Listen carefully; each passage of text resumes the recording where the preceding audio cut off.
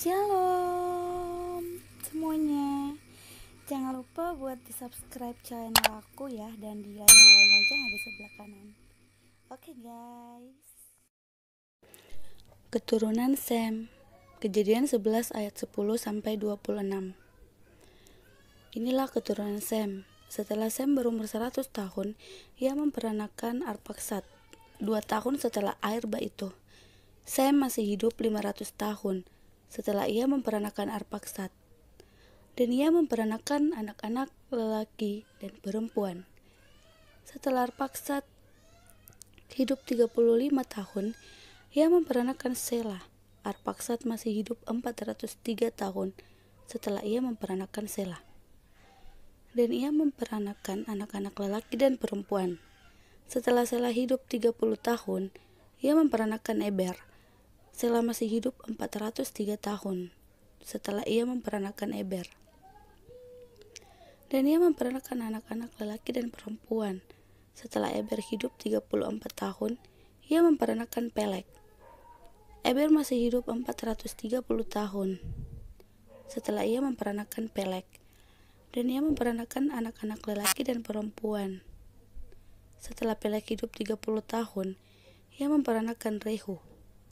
Pelek masih hidup 209 tahun setelah ia memperanakan Rehu, dan ia memperanakan anak-anak lelaki dan perempuan. Setelah Rehu hidup 32 tahun, ia memperanakan Serug. Rehu masih hidup 207 tahun setelah ia memperanakan Serug, dan ia memperanakan anak-anak lelaki dan perempuan. Setelah Serug hidup 30 tahun, ia memperanakan Nahor. Serug masih hidup 200 tahun setelah ia memperanakan Nahor, dan ia memperanakan anak-anak lelaki dan perempuan. Setelah Nahor hidup 29 tahun, ia memperanakan Terah. Nahor masih hidup 119 tahun setelah ia memperanakan Terah, dan ia memperanakan anak-anak lelaki dan perempuan.